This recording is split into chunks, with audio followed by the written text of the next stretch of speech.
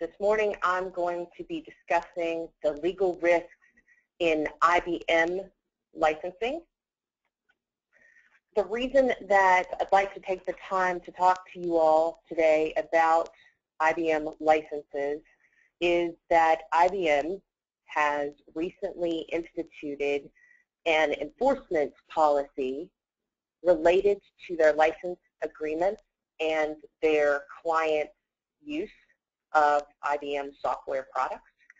IBM is aggressively auditing 100% of its clients worldwide, and many folks that I'm talking to are experiencing great difficulty in negotiating their arrangements with IBM, as well as resolving the audits that have been initiated by IBM and conducted by third parties. So today I would like to talk to you about several phases of the IBM relationship. There are a number of items that companies need to consider when they are negotiating a new relationship with IBM, whether that be a brand new relationship, they've never worked with IBM before in the licensing arena, or whether customers are negotiating a new set of terms and relationships for existing IBM products that they've been using for many years.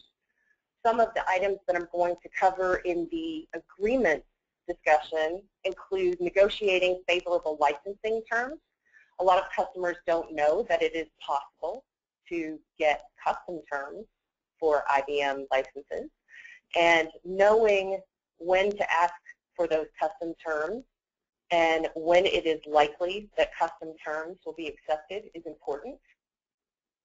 Another item that I'd like to cover in the agreement section of the agenda today is audit provisions. Many customers do not realize when they are entering into agreements with IBM that the audit provision that's contained in one or multiple agreements often contains penalties related to deficiencies that might be contained in an audit or found as a part of an audit. And it is important when entering into the relationship to make sure that everyone on the business team and the legal team understands what the audit provisions require the IBM customer to do, as well as what the penalties might be if there is a lack of compliance discovered as part of an audit process. And finally, during the agreement section of the talk this morning, I'm going to discuss briefly revisions and new agreements with IBM. The reason that this set of circumstances is important is a lot of times a relationship with IBM has been ongoing for years, and in some cases with large enterprises for decades. Many times when an audit comes along, it is difficult for a client to determine what the effective agreements are with IBM in place and what the customer's requirements are and the possible penalties. So in other words, there are many documents that are floating around related to IBM purchases and contracts, and it is difficult in many instances for the IBM customer to identify what the current legal arrangement is with IBM. So we'll discuss that briefly. One of the pitfalls that many IBM customers are encountering is related to IBM acquisitions. IBM is aggressively targeting software companies and other businesses for acquisition. And when IBM makes an acquisition of a software company, the first thing it wants to do is change the original licensing terms to be more in line with IBM's licensing metrics. This can be problematic for clients for a number of reasons, including that IBM's conversion of the licenses that already exist in the customer's inventory may be calculated using a method that's detrimental to the client. Now, IBM has a number of different kinds of licenses, and the reason that I'm going to focus on the two types of licenses that are identified on the slide, which are full capacity licenses and subcapacity licenses, those are the two types of licensing metrics that I see many IBM customers stumbling upon. So we'll talk in some detail about the differences between full capacity licenses and subcapacity licenses and why those identifications are important, particularly in IBM audits. Now, because IBM is auditing all of its customers worldwide, many IBM customers are finding themselves in a situation where they have to respond to an IBM audit. So we'll discuss briefly what's involved in an IBM audit, how a company can investigate its current level of compliance with IBM licensing requirements, and we'll also discuss very briefly how to resolve IBM audits. At the very end, time permitting, I may do a case study as well that identifies many issues that come about as part of a relationship with IBM. At the beginning of a relationship with IBM, it's important to understand that IBM has a number of different types of agreements that govern the relationship.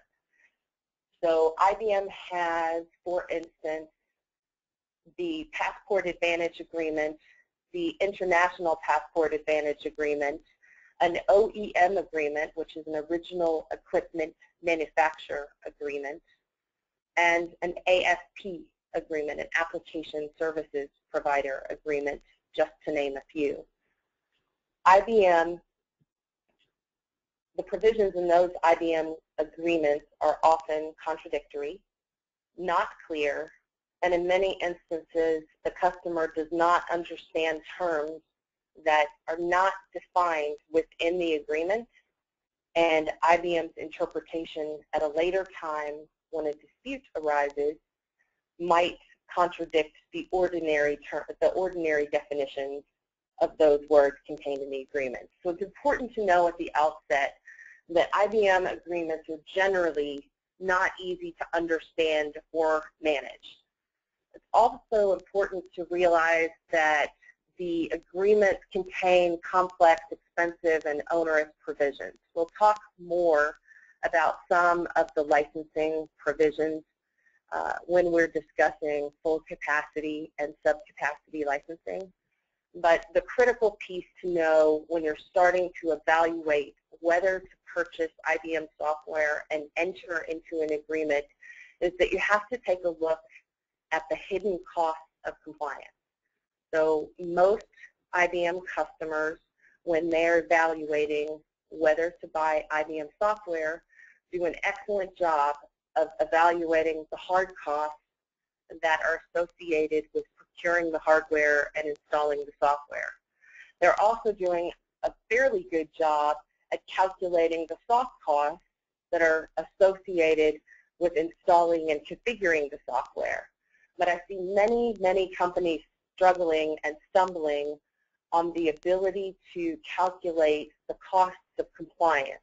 That's who's going to check and make sure that the current installations of IBM products are within the scope of the license agreement, and whose responsibility is it to make sure that at any given point in time the customer can demonstrate compliance with the IBM agreement.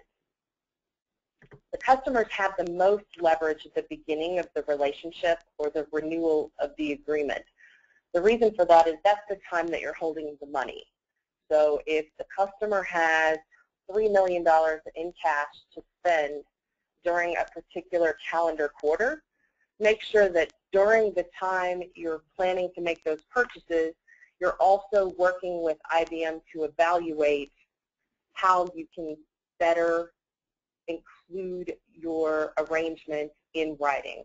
Many times the sales team is promising the customer that the licenses can be used in a particular way, but the verbal agreement of the sales team is not going to be binding on IBM later.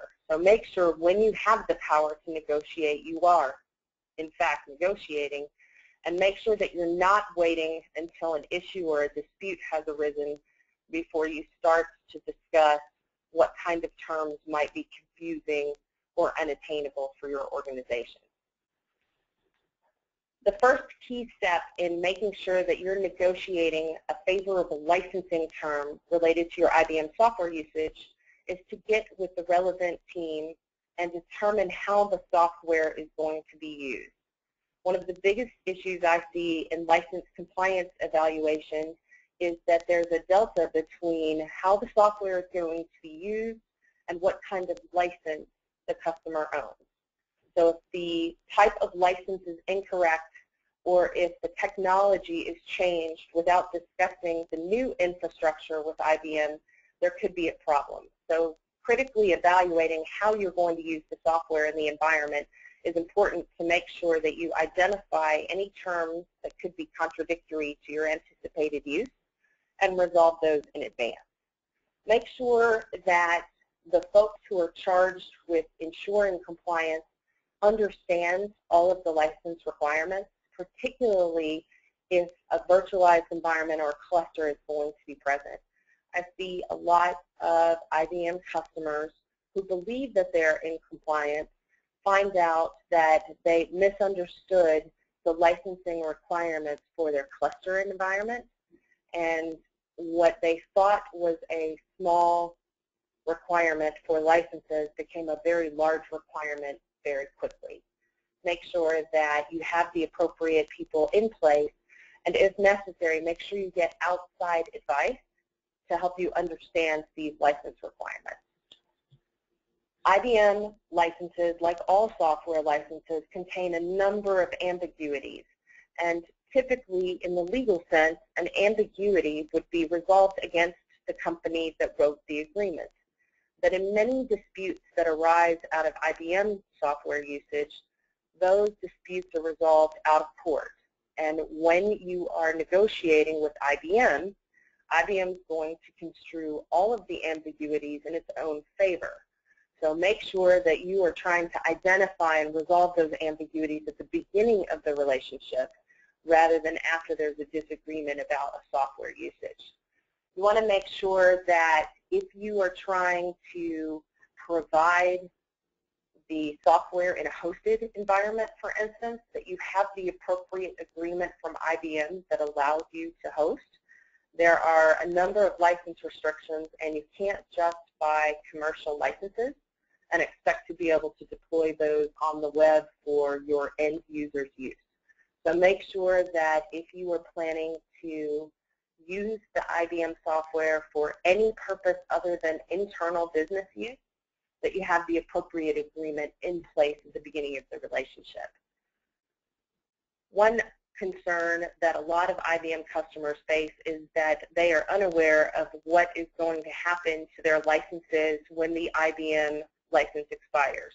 For instance, if a customer has been reselling IBM licenses over a period of years, and the customer decides it no longer wants to resell the licenses, what happens to the licenses that have already been sold?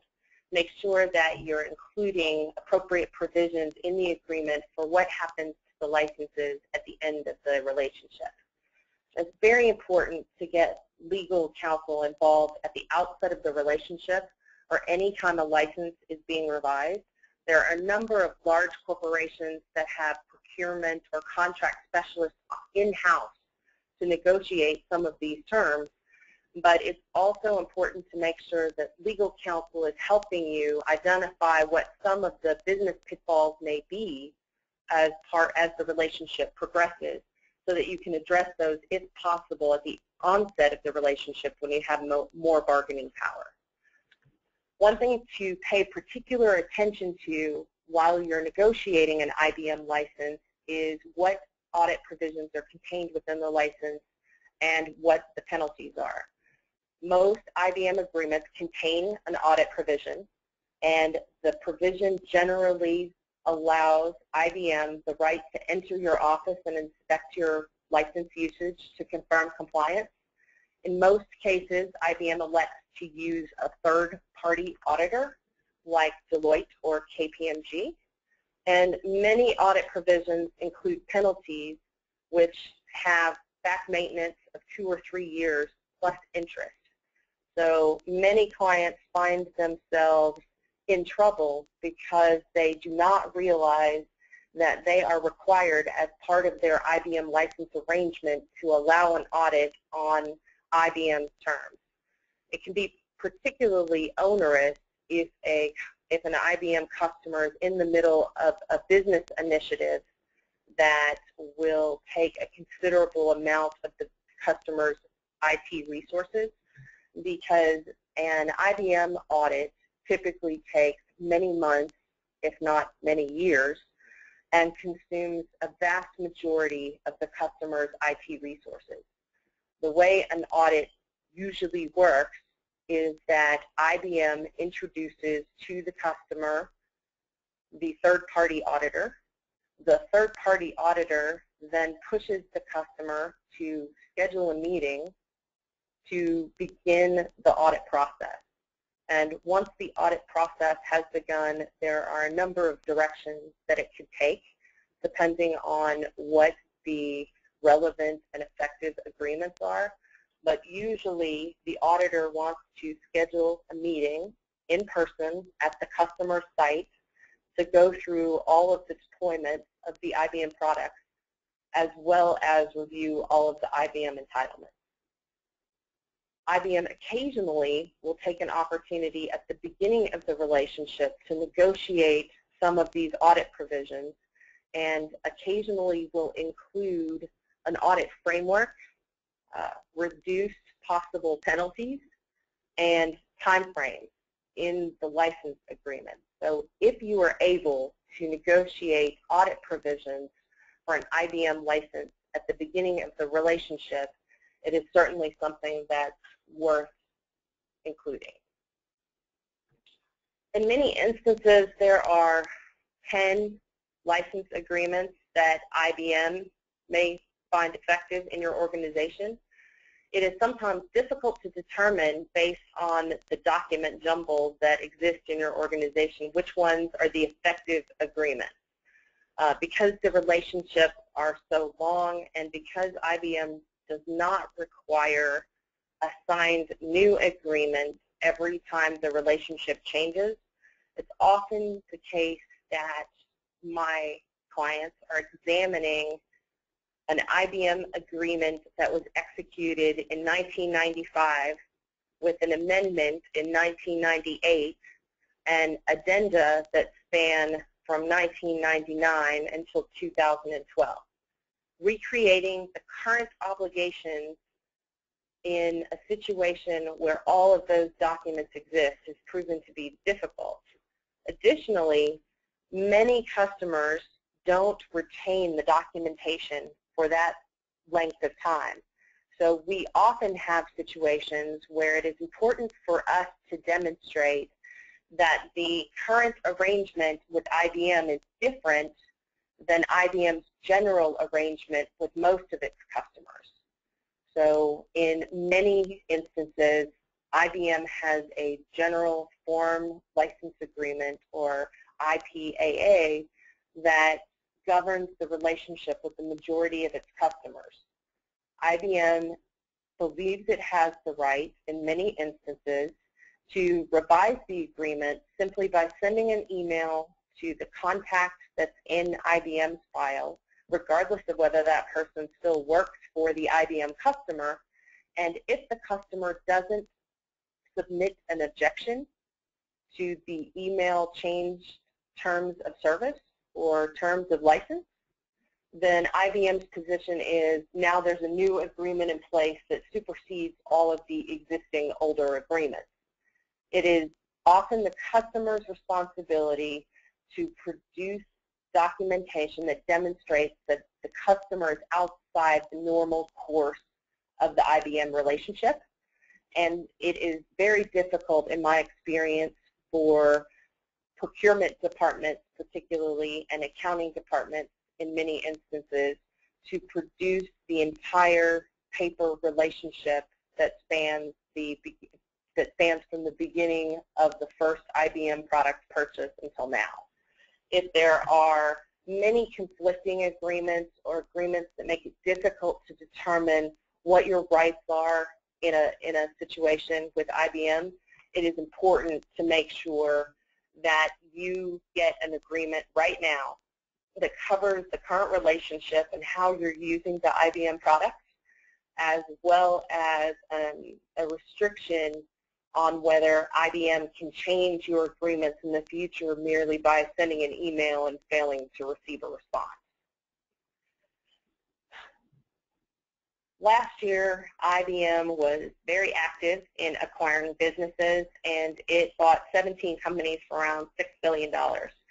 One of the first things that IBM does when it acquires a new company is it ensures that it transfers the types of licenses that you used to own into a new metric that IBM uses currently.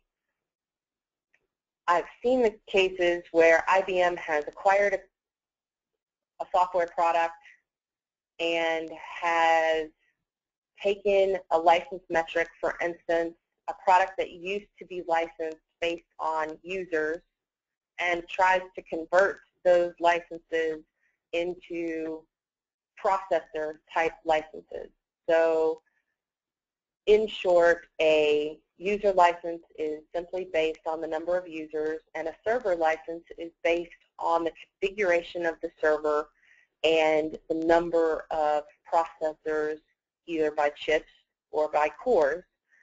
And in many instances, the licensing metrics for an IBM acquisition target might be favorable to the customers before IBM acquires the license, but unfavorable to the customers after IBM acquires the license.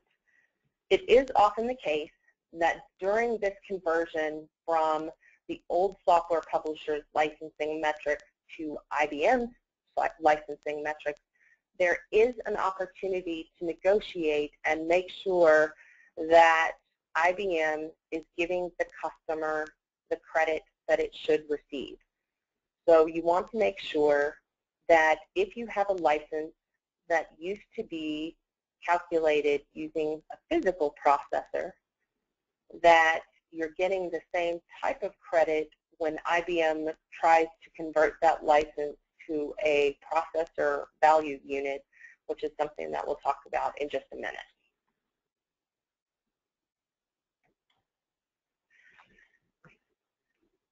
In IBM licensing, the default licensing calculation is based on the full capacity of a server.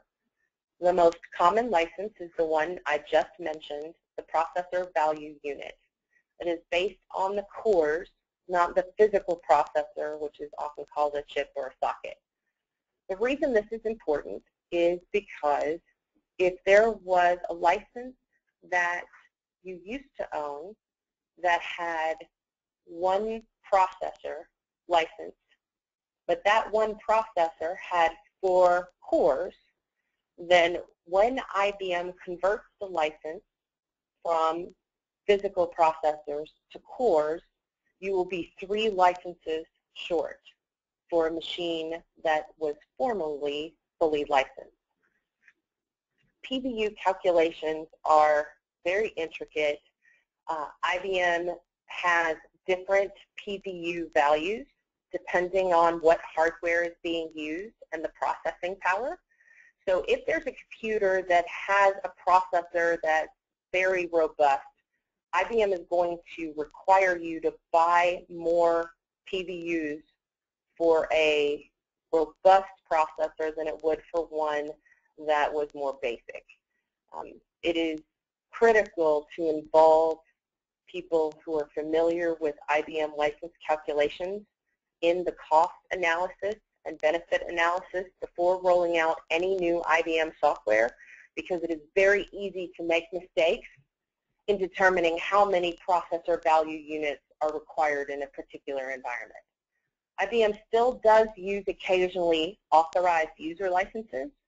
They try to restrict those licenses as much as possible by making sure that once you have a named user, you cannot reassign that named user license until the original user is replaced on a long-term basis. So previously, before this requirement was in place, IBM had situations where a customer would name 5 employees as users, and then at any given point in time when an audit occurred, the customer could say, these are my 5 users, and just pick 5 people who were using it right then. IBM, when it discovered that practice, decided that it was going to require its customers to make sure that the actual employee was replaced on a long-term basis before you could reassign the authorized user license to someone else. Decreasingly, IBM is allowing its customers to license on a concurrent user basis. This doesn't happen very often anymore. As I mentioned, it is when there's a pool of licenses and the customer is not allowed to have more users accessing the product at any one time. So that's the concurrent users. And the way that IBM typically likes to steer its customers now is user value units. This is primarily limited to the Tivoli family of products. And in this metric, the number of licenses needed decreases as the users increase. So if you have 5,000 users, you would need 5,000 user value units. But if you have 10,000 users, your license need decreases to 7,500, and so on. Again, it is not an easy calculation.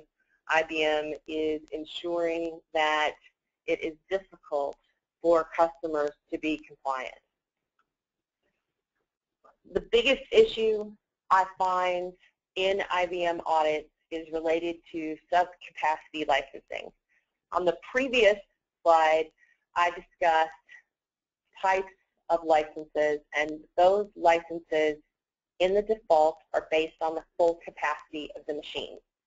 So if you have a server that has 16 cores and it has an IBM product like WebSphere that is licensed by the core, then you would have to buy 16, you would have to calculate your PVUs using the 16 cores on that machine.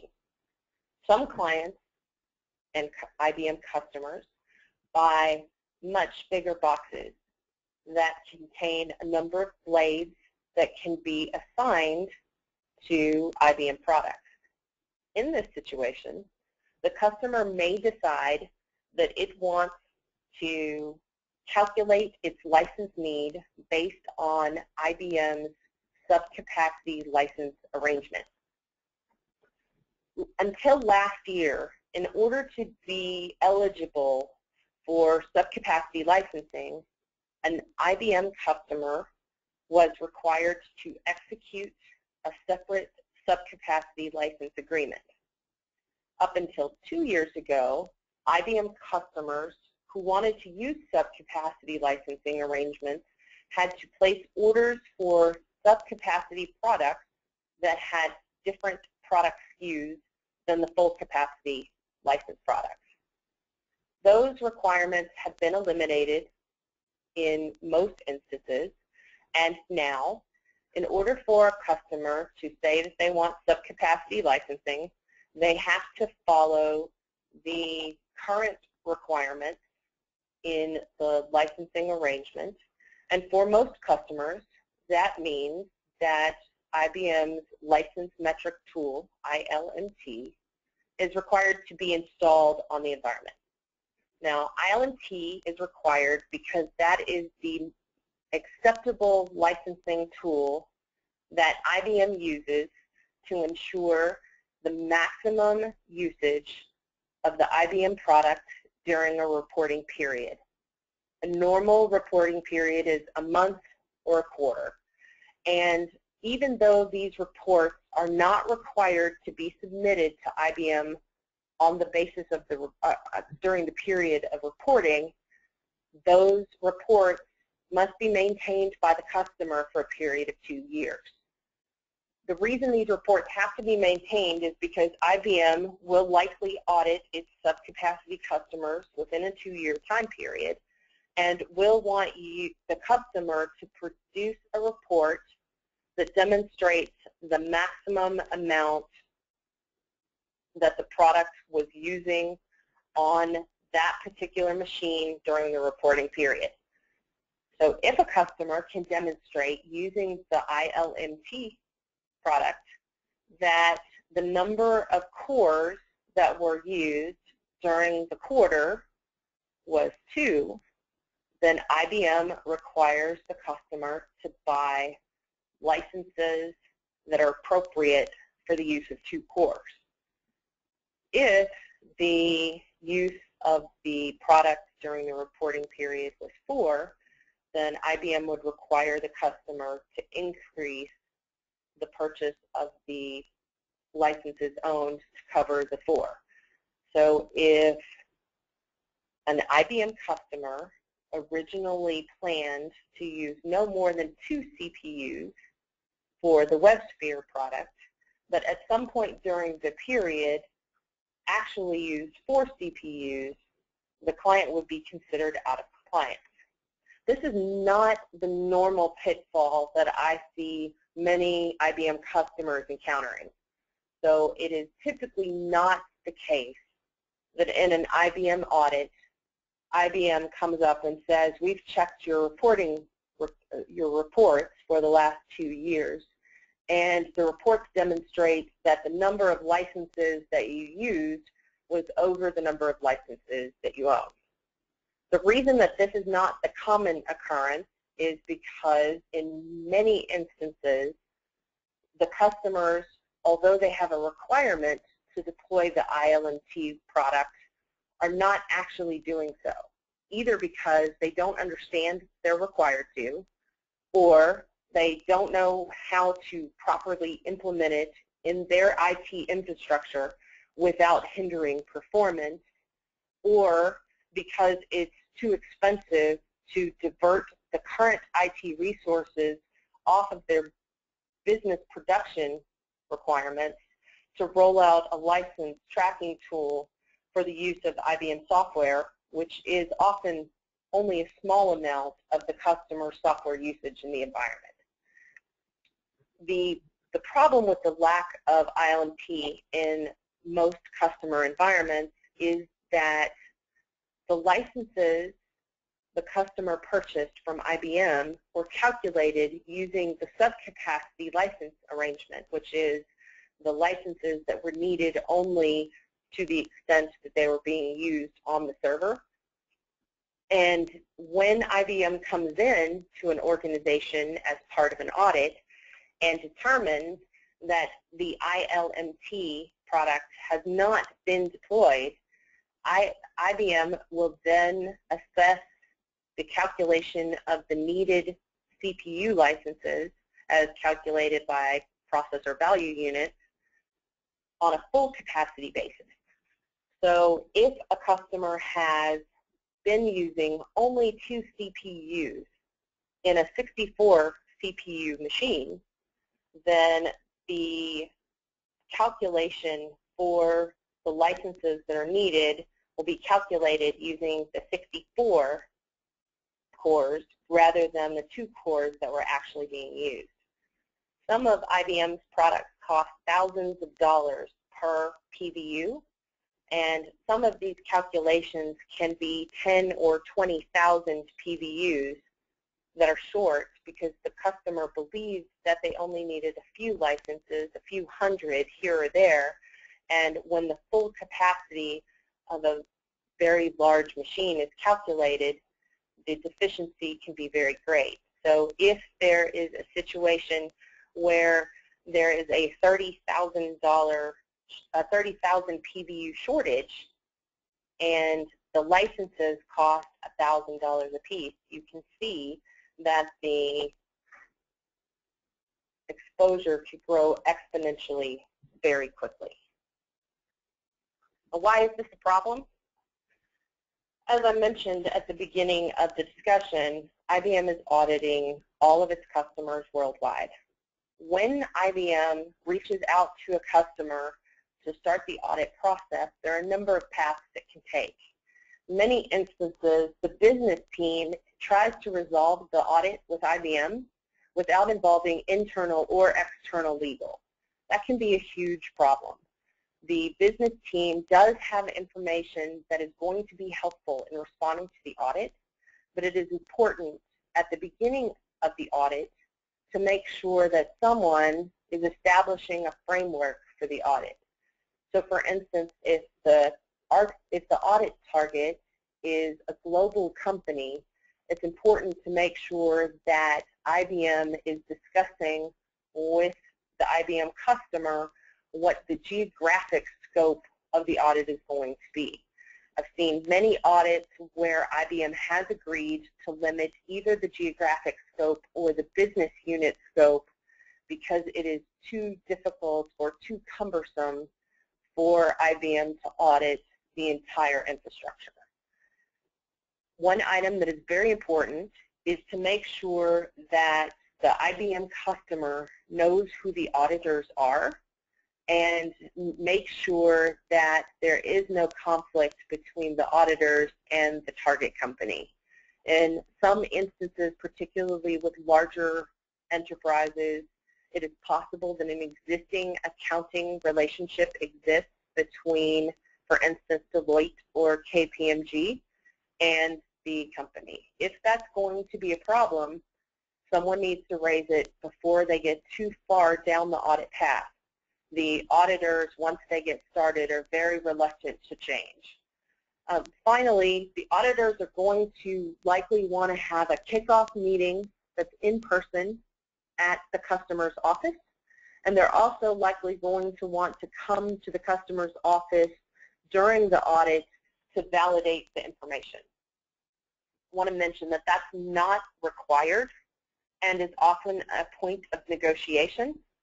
If, for security reasons, it is impractical or not possible to allow the auditors on site, it is important to bring that up at the very beginning of the relationship. I've seen many instances where the auditors show up on a particular day, even though the client has objected at some point in the process, but because someone on the business team agreed at the beginning that the auditors could come on site, that it was very difficult to unring that bell. You want to make sure that before any information is exchanged, even though there is already a confidentiality arrangement with IBM as part of the existing IBM agreement, you want to make sure that you have a confidentiality agreement with the auditors. You also want to make sure that where appropriate, you secure an agreement pursuant to the Federal Rule of Evidence 408, which governs the admission of materials exchanged in settlement discussions. You want to make sure that you are not jeopardizing your legal position by agreeing to produce audit materials to Deloitte or KPMG for review by IBM. The time frame is important to discuss. In many instances, because the customer's IT resources are allocated for a year in advance, it would be difficult for them to be diverted to an IBM audit. And if you have legitimate business reasons why an audit cannot commence immediately, it's important to share those at the outset. It's also important to be realistic about timeframes. As I mentioned previously, it often takes a year or more to resolve one of these matters from beginning to end. And you need to make sure as you're going into the process that you realize it's a marathon, not a sprint. So you want to allocate your resources accordingly. In some instances, and this will typically be governed by the audit provisions in your effective agreement, it is possible for you to get IBM to either allow you to uninstall any infringing software or allow you to buy something that you actually need rather than something that was inadvertently out of compliance. It is important from my perspective to discuss that and to the extent possible get it resolved at the outset of the arrangement or at the outset of the audit, rather than after you receive a $10 million demand and are looking for ways to reduce the exposure related to the IBM audit. So the first thing that's going to happen when a customer receives an IBM audit letter is the customer is likely going to go to either someone on his business team, someone on his legal team, or an outside counsel and say, can you please tell me what my exposure is related to this IBM audit? I need to know what resources to assign to this audit.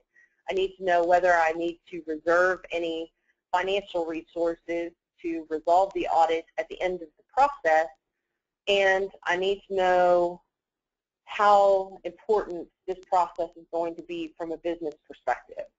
So can you please tell me how much this might cost me? The first thing that must be done as part of that investigation to determine the potential exposure is an examination of the deployment of any IBM licenses. You will want to make sure that you have some process that is designed to identify all of the products that are installed on the corporate computers. In my experience, for larger enterprises that are using IBM software products, either internally or for external client, customer applications, it is difficult to discover all of the installations of the IBM products. It often takes many weeks. If you don't already have the appropriate software asset management tools in place, and step one is installing a tool that can generate automatic reports of what's installed, the process can be increased exponentially. Additionally, the reporting that comes out of automated software asset management tools is often unreliable and requires validation. In many instances, the validation is difficult because the resources don't exist to evaluate the installations appropriately and tell you, yes, this is a tool, this is a client application, this is the full install, and this is what we're using it for. IBM, in some instances, recommends, but in most instances requires ILMT. If the ILMT product is not already deployed when the audit occurs, IBM is going to assess all of the environment on a full capacity basis. So if your current expectation is that you are allowed to license IBM's products on a sub-capacity basis, it is imperative that you make sure that ILMT is deployed in all of those environments. The reason is that IBM claims on its website and other places that ILMT is the only product that will track the maximum core usage that is appropriate for determining the number of PVUs that are required in a sub-capacity environment. You also need to make sure that any discovery information before it goes to the auditors is protected by the attorney-client or the work product privileges. And the best way to do that is to hire outside counsel to make sure that everything that's happening is going through counsel to ensure that before it's turned over to the other side, all of the deployment information that's collected as part of the audit is protected. One of the biggest difficulties that are encountered in the audits that I'm working on in terms of gathering information is gathering the entitlements. It is not easy to gather IBM entitlements because there is no centralized repository that contains all of the agreements. There are some online resources that IBM provides where customers can check and see what current agreements may be in place, but there are a number of different sources for entitlements. For instance, you might find IBM entitlements in a contract from 2004, and you'll have to trace the entitlements through maintenance and support orders all the way to today to make sure that those licenses are still valid.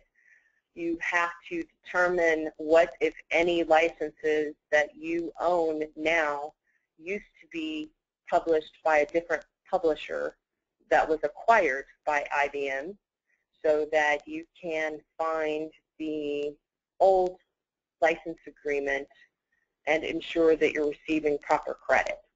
It is not usually the case that the auditors like Deloitte and KPMG will require you to produce the entitlements.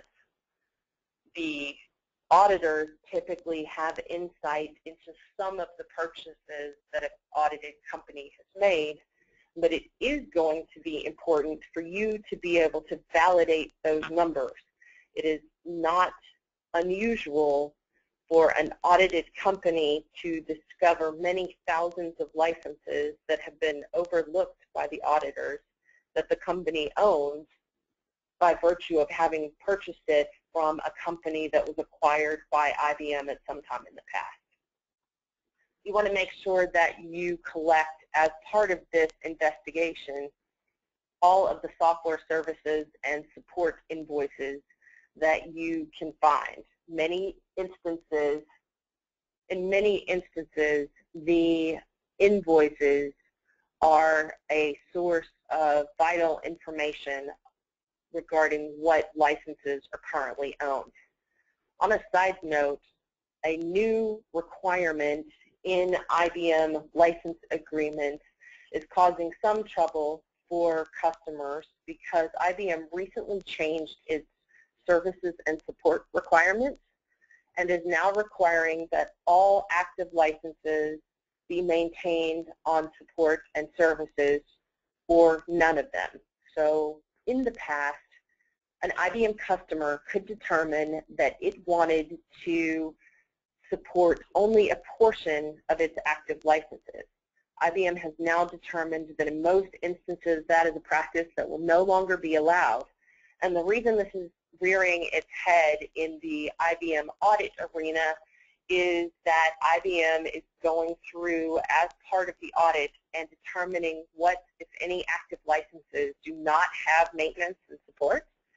And if your company has made a request for service or support to IBM during the audit period, IBM is going to insist that you purchase maintenance and support for all of the active licensing. So that can result in a pretty big number in terms of exposure. So it's something that people should start to look at based on the fact it's a relatively new requirement. The easiest sources of license entitlement verification that I've been able to locate are proof of entitlements. These are actual reports from IBM that are issued contemporaneously with the purchase, and they contain most, if not all, of the information that you would need to verify your entitlement for a particular product. So if you get a proof of entitlement, it is important that you retain it in a place where everybody knows how to locate it, and also to make sure that if the auditors come knocking on your door, or I should say when they do, that you know how to find those documents quickly and easily. A lot of folks ask me, how do I resolve IBM audits? Obviously, it is different in every case, but the first thing that you want to do after you've submitted your audit materials, received your effective license position from the auditors, and had your three-way handoff with the auditors and IBM, is speak to IBM about whether there are any errors in the effective license position.